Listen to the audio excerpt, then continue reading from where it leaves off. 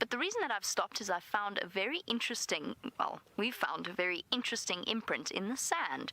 And one of the things that you learn to do when you're walking out here is to read the signs of the bush, kind of like reading a newspaper, because that tells you exactly what's been happening, whether it was an hour ago, 12 hours ago, or even a day ago.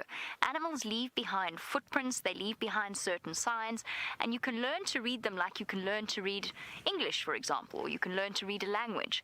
Okay, maybe not quite as clearly, but it certainly gives you a really nice idea about what is happening or what has happened.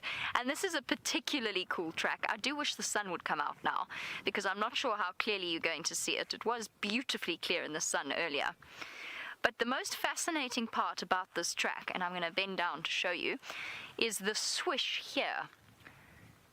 And it is very, very clearly the landing point of a bird that clearly came tumbling out of the sky to try and catch something that was on the road. Perhaps it was a grasshopper, some kind of an insect maybe. But it's amazing.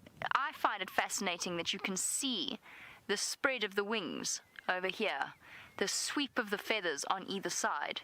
The sweep that way and the sweep a little bit on this side. It's not as clear as this side, so the bird obviously landed quite heavily towards the right-hand side, and then it hopped a little bit to go and catch whatever it was after. Because, of course, birds are ferocious hunters of things like insects, and what that means if you're an insect is that you have to evolve and think of different ways to protect yourself. One of the ways might be to hide away, for example, just like this particular insect is doing, who's been so obliging right up until now.